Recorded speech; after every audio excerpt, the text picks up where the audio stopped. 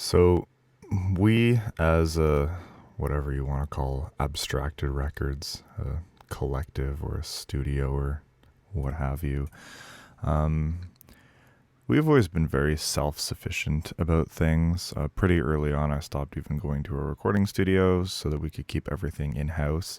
So it's me and Logan who write everything, and then we record it all here.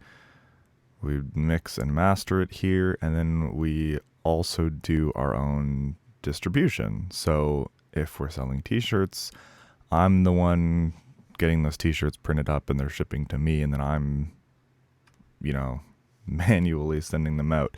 Same with CDs. We just go to a CD manufacturer. I do up all the graphic design stuff myself. They send to me, they ship from me, right? And that's worked fine for many years. But for Transhuman Ascendant, we decided to try to get a record deal, because that's what you do when you're successful enough, is you get a record deal, because that means that you've made it, right?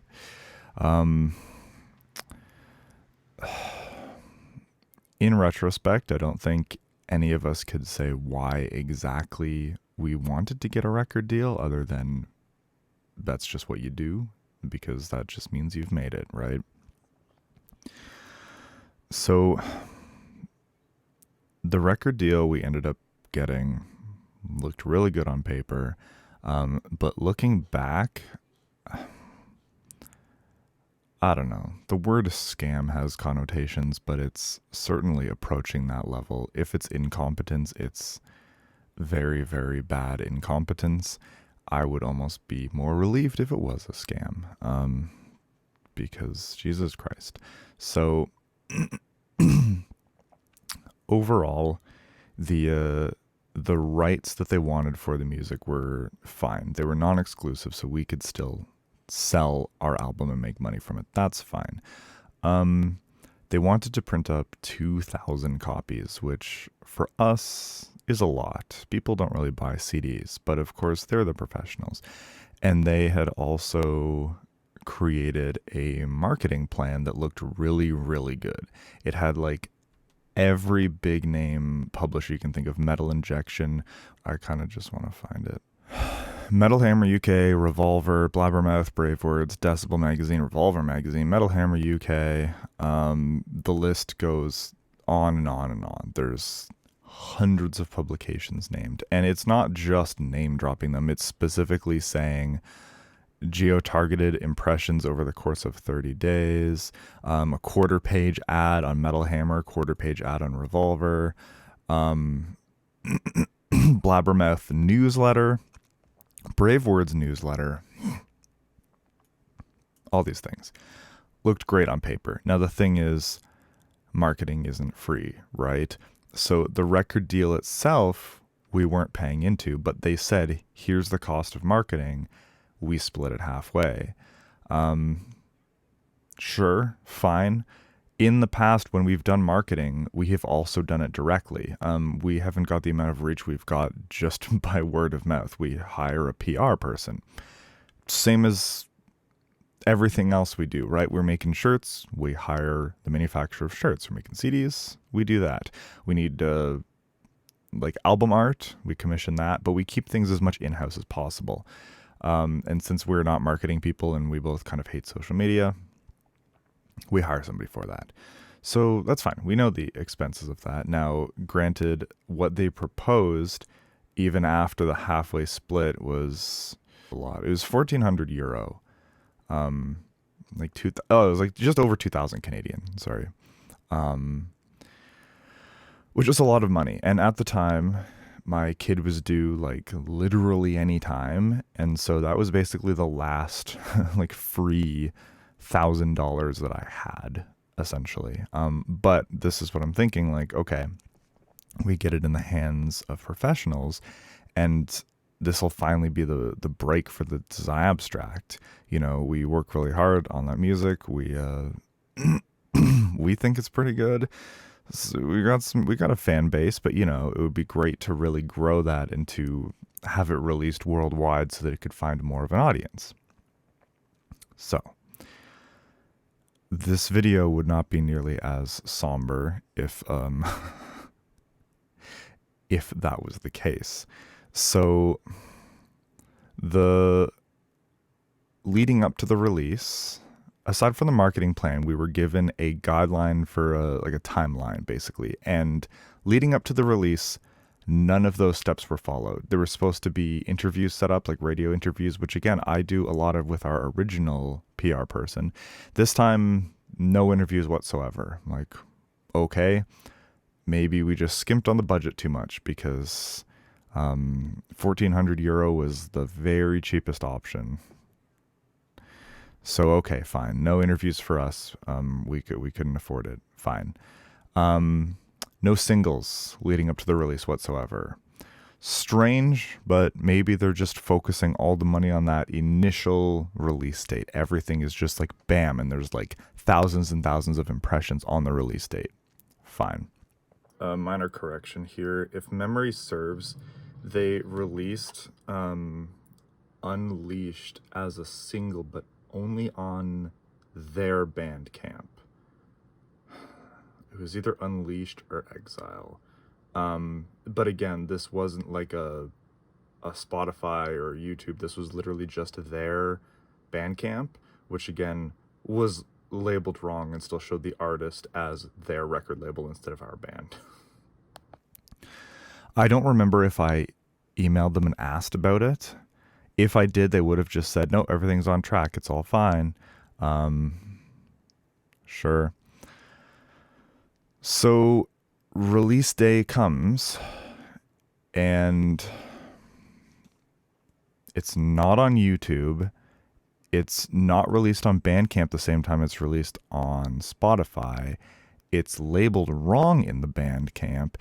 And to top it all off, on Spotify, they managed to put my real name in the credits, which I explicitly asked them not to do. So that was fun.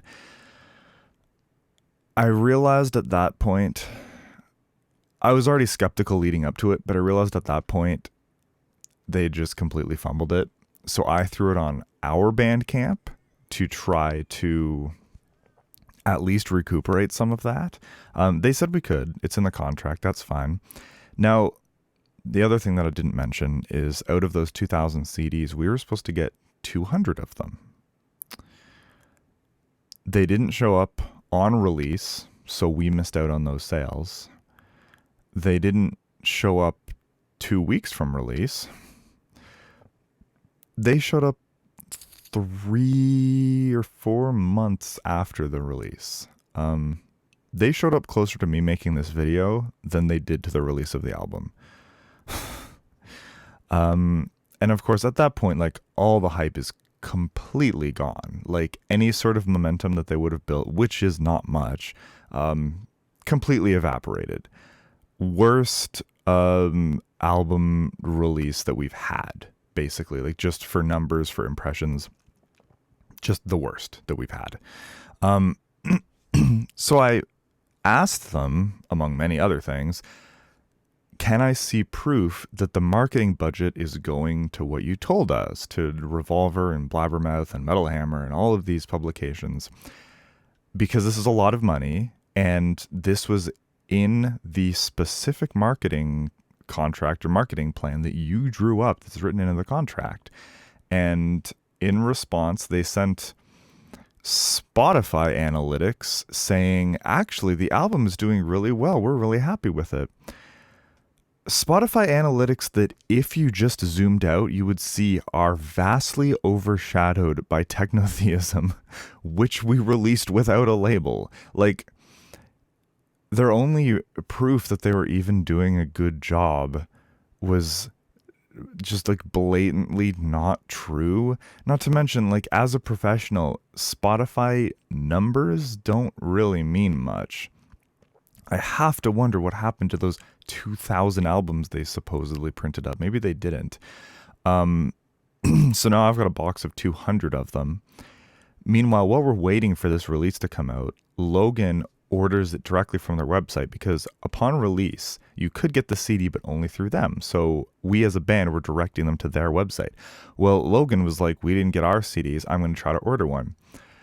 To my knowledge, his CD order never showed up at all, which to me pushes this label from incompetence into scam territory. I can see them doing this for unsuspecting bands who kind of don't know any better.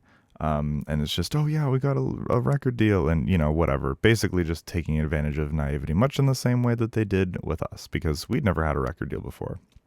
And we were really excited to finally be a real band. So the question that we've continually asked is, do we need a record label? Afterwards, we released Gods of a Dead World for a fraction of the budget that we spent on Transhuman Ascendant. And I haven't compared the numbers directly, but I believe it did a lot better. But more importantly, there were little things like I expected the CDs a certain day, weeks ahead of when they were released, of course. But they had given me an ETA, and that day passed. And instead of doing nothing, I contacted the CD manufacturer. Oh, yes, they're shipping out tomorrow. Here's the tracking number or whatever. One email. And then it's like, oh, now we have an exact time for these CDs. And guess what? They showed up before release. And the people who bought it, I sent it out so that they got it for the release. Now, I'm not managing 50 different bands, but I didn't find that too challenging. You know, it's easy to get a little salty about this because I think it really borders on, like, is it incompetence or is it a scam? That's the question that we've had to deal with a lot. And at this point, this is months removed now, so like we've kind of calmed down. But at the time, like, this was the most stressful thing happening in my life. And especially because, like, I spent that $1,000, and then after our kid was born, we had to leave home for a couple weeks and basically just live on like couches and in hotel rooms. And I could have really used that money. We ended up cutting into our wedding savings significantly just to like be able to eat and live and stuff. And like, that's brutal. We wouldn't have had to do that if I had had that money. But I was so convinced, okay, finally, you know, we've messed up these releases because they don't seem to be getting to an audience. So maybe if we put it to a professional, to a real record label, and like like they have like a significant amount of likes on Facebook, and people that I personally know had liked them on Facebook, people who are more successful than me, which I can only imagine is an endorsement. But again, that was wishful thinking. That was me seeing what I wanted to see. And yeah, it kind of just completely fucked us over. And obviously we're never going to do it again. However, that money, we're never going to get back. And that really sucks, you know. It was kind of fucking rough. I never explicitly talked about it, but the reason that I decided to take a break from music, it wasn't because of the kid being born. I knew I was going to because of him, but it was because of this. It was because I had these hopes of just finally something happening with the band, and instead it was like one of the worst releases for this band. And I was like, okay, you know what? No, I'm done trying. And I am still done trying. We're not doing shit like this anymore. Like, I'll keep working on music, but I'm not doing promotional stuff. I'm just dumping it on streaming and moving the fuck on with my life. And like, I have to do that for my own sanity because I can't keep on having expectations of success. Like I've talked about, like, you know, the world doesn't owe you success, right? And that was as much to me as to anyone else. And it's like, okay, yep, you worked really hard and you made this cool album and you got a record deal, and guess what? Still nobody cares. And it's like, okay, fine. I'm just going to make music at a pace that's healthy for a small group of people who can appreciate it. I don't give a flying fuck if it has like large appeal anymore. I don't give a fuck if it grows or doesn't grow. I would rather have a few fans who understand the music than a whole bunch of people who are just kind of met on it and don't really get it. And so I'm going to really significantly wind down because I'm done trying to prove myself. I'm done trying to prove my band. It's just too much energy, and it just sucks. This industry fucking sucks, man. Like, you'd think I'm old enough and experienced enough to not get ripped off by shit like that, but clearly that is not the case. So yeah. Abstracted Records doesn't really function as a label. Like, it does for our own stuff because I do take care of these things that a label would take care of, or not take care of, wildly incompetently not take care of, but we're not spending money to distribute like other people's stuff. Obviously, we're not printing up albums just because we like them or anything like that. In that sense, it's not really a label. And as you can see behind me, it's not really a recording studio either. It's kind of just nothing. Yeah, like, we make music for fun and then we do the necessary steps to distribute it in a somewhat professional way. But I think growth is something that is kind of behind us at this point. My greatest fear for a while was that we would peak at technotheism, that we hit those numbers and it's like, that's not the start. Like, that's it.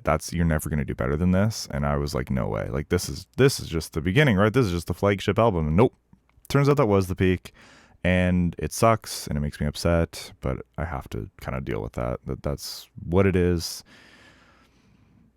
And hey, it's better than none. I'm very thankful for the people who do listen to it, for those diehard monthly Spotify streamer people, because there's people around who are still listening to it, and that's awesome, and I appreciate that, and that's where we're gonna kind of keep it. Essentially, we're not going to be trying to push into new territory and sell albums to the masses. I think that's stupid, and I'm just kind of done with it. I just fuck all of this, like, fuck that label, fuck labels, fuck the music industry, fuck all of this.